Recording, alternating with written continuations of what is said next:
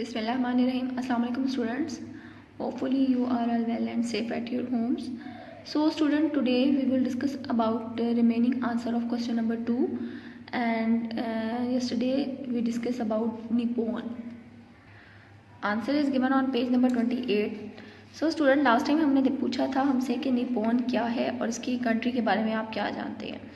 तो थोड़ा सा प्रीवियस जो हमने पढ़ा था उसको मैं शॉर्ट वे में आपको दोबारा से एक्सप्लेन कर दूंगी। बेसिकली निपोन क्या था, निपोन जो है वो लोकल लैंग्वेज में जापान का नेम है, यानी लोकल जो एरिया के लोग हैं वो जापान का जो नाम है वो क्या लेते हैं, निपोन, जबकि दुनिया के लिए, बाहर की दुनिया के लिए उसका नाम है जापान। मीनिंग क्या है इसका, land of the rising sun. अच्छा जी, जापान की अगर हम हिस्ट्री और सिविलाइजेशन की बात करें तो इसकी सिविलाइजेशन जो स्टार्ट हो रही है वह 9th सेंचुरी BC से स्टार्ट होती हुई हमें नज़र आती है। इसके अलावा हमने ये देखा था कि यूरोपियन आइडियाज़ जो थे, क्योंकि यहाँ के लोग जो थे जापानीज़ जो थे वो बहुत ज़्यादा एक्सट्रीमली लेवल पे सस्पिशियस थे। तो सस्पिशियस किस वजह से, बाहर की दुनिया को लेके, ठीक है, आउट अपनी यानी लोकल लेवल से हट के बाहर के लोगों के लिए वो बहुत ज़्यादा सस्पिशियस थे। सस्पिशियस कहते हैं वहमी लोगों को। तो यही वजह थी कि 1720 तक कोई यूरोपियन आइडियाज़ या ट्रैवलर्स जो था वो यहाँ तक नहीं पहुँच पाया था। लेकिन इसके बाद जापान की इंटरेक्शन जब हुई आउटसाइड द वर्ल्ड तो वो हुई थी जब उसने एक ट्रेड ट्रीटी साइन किया था यूनाइटेड स्टेट के साथ इन 1853 में। अच्छा, जब उसने ये ट्रेड ट्रीटी साइन किया था तो उसके बाद से इसकी इंटरेक्शन जो है वो आउटसाइड द वर्ल्ड स्टार्ट हुई थी। यहाँ पे इसके बाद जापान की जो थी वो ख्वाहिश हो गई थी कि वो भी वर्ल्ड पावर बने लाइक यूरोपियंस। तो इनका एक स्लोगन था जो बड़ा फेमस हुआ था, enrich the country strengthen the army, यानी कंट्री को भी बेहतर बनाओ और दूसरी आर्मी पे फोकस करो, क्योंकि किसी भी कंट्री ने अगर पावरफुल होना है तो उसमें दो चीज़ें ज़रूरी हैं। एक, उनकी आर्मी बहुत स्ट्रॉन्ग और पावरफुल होनी चाहिए, और दूसरी उस कंट्री की वो जो माशी लिहाज से वो उनमें बेहतरी होनी चाहिए, या उसको वो मज़ीद बेहतर से बेहतर बनाए। अच्छा, फिर हमने देखा था कि 1894 to 95 और 1904 to 05 ये टाइम पीरियड ऐसा था कि इनकी जंगें हुई थी, पहली चाइना से और उसके बाद रशिया से। दोनों जंग तो था वो जापान जीत गया था, ठीक है। जापान ने फिर बहुत सारे एरियाज़ कन्वर्ट करना शुरू किए, और जब उनके ने नेबरिंग लैंड को कन्वर्ट करना शुरू किया तो वहाँ पे उन्होंने अपनी एम्पायर बनाई 1942 में। इसके अलावा सेकेंड वर्ल्ड वॉर में जापान ने अडोल्फ हिटलर को बहुत सपोर्ट किया था। अडोल्फ हिटलर जो था सेकेंड वर्ल्ड वॉर में उसका नाम बहुत नज़र आता है, क्योंकि इसने बहुत ज़्यादा कत्ल गारत की थी और बहुत तबाही मचाई थी, ठीक है। तो अडोल्फ हिटलर को जो था वो जापान ने सपोर्ट किया था। उसके बाद सेकेंड वर्ल्ड वॉर में, अच्छा ये था हमने जो यहाँ तक देखा था कल तक, ठीक है, अडोल्फ हिटलर ने को इसने सेकेंड वर्ल्ड वॉर में सपोर्ट किया था। अच्छा स्टूडेंट्स, अब हम इसके बाकी के पार्ट रिमेनिंग हाफ देखेंगे। On December 7th 1941 AD it attacked Pearl Harbor on American port without warning and killed around 7,000 people. अच्छा, फिर 1941 में 7 दिसंबर 1941 में जापान ने अटैक किया था अमेरिका की पोर्ट पे जिसका नाम था पर्ल हार्बर, ठीक है। पर्ल हार्बर पे जो इसने अटैक किया without warning and killed around 7,000 people, ठीक है। विदाउट एनी वार्निंग इसने वहाँ पे अटैक किया और 7,000 से ज़्यादा लोग जो थे वो इस अटैक में शिकार हुए थे, जो मारे गए थे, ठीक है। The US which had remained away from the Second World War up until then was forced to participate by this move, and eventually Japan was pushed out of most of the lands it had occupied in the previous decades. US यानी United state जहाँ पे इसने attack किया था Japan ने, अभी तक इस सेकेंड वर्ल्ड वॉर में कोई इसका रोल नहीं नज़र आया था उस वक्त तक, ठीक है, 1941 इस हमले से पहले तक, यानी वो एक साइड पे था। लेकिन जब जापान ने अटैक किया तो कह लो जापान ने उनको फोर्स किया था कि अब वो भी इस अटैक के थ्रू, उन्होंने भी, जापान की तरफ से एक फोर्स ही था कि आप पार्टिसिपेट करो। तो उसने फिर यानी जापान की जब इस अटैक की वजह से फिर अमेरिका जो था उसने आगे से बदला लेने के लिए जापान को पुश आउट किया और उससे मोस्ट ऑफ द लैंड के पार्ट जो थे वो उनसे छीन लिए थे जो उसने प्रीवियस डिकेड्स में हासिल किए थे। अच्छा, अब क्या था, it did not give up fighting even after Germany's defeat. Japan ने फिर भी जंग नहीं छोड़ी जबकि जर्मनी हार गया था। ठीक है, जर्मनी के डिफीट के बावजूद जापान स्टिल फाइटिंग मोड में था। उसी तरह वो लड़ता रहा, फाइटिंग करता रहा। शायद उसको अपनी ताकत पे कुछ ज़्यादा ही घमंड आ गया था। खैर, एंड ओनली एक्सेप्टेड पीस, उसके बाद उसने पीस कब एक्सेप्ट किया, after the US drop atomic bomb on 2 of its most important cities, Hiroshima and Nagasaki in 1945 AD। अच्छा, उसके बाद जो इसका तसलसल एक कंटिन्यूली जंग की कैफियत में चलता जा रहा था जापान का, वो कब रुका और उसने कब पीस को एक्सेप्ट किया, जब यूएस ने एटॉमिक बम गिराया था जापान के बहुत दो इम्पोर्टेंट शहर थे, Hiroshima and Nagasaki.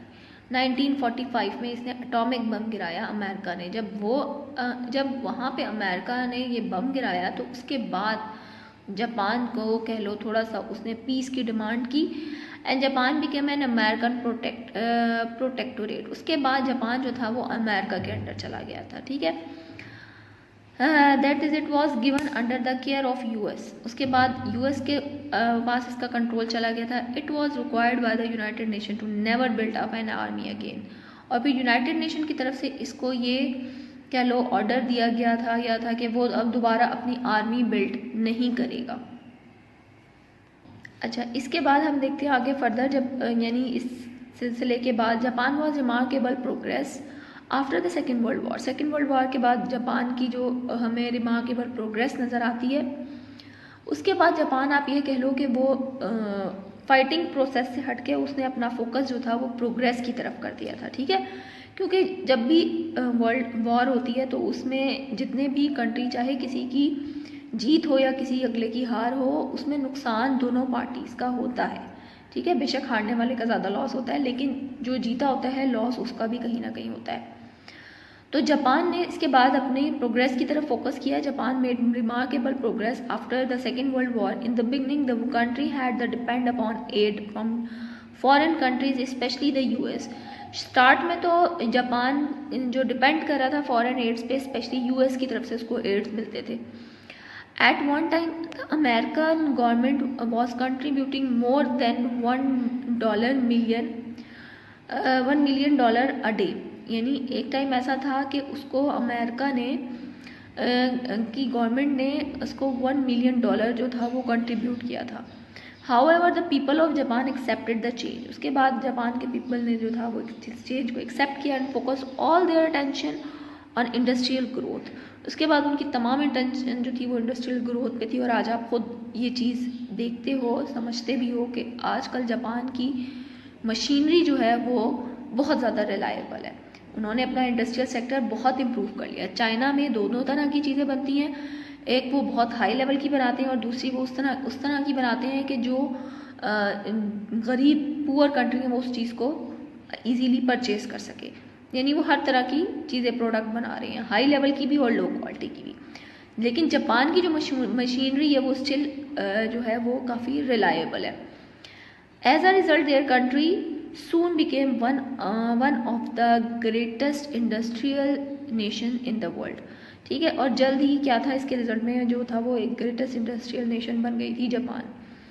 Today Japan is a leader in world trade. ठीक है, आज जो है वो जापान जो है वो वर्ल्ड ट्रेड का लीडर है। The capital of Japan is Tokyo and its population is around 127 million.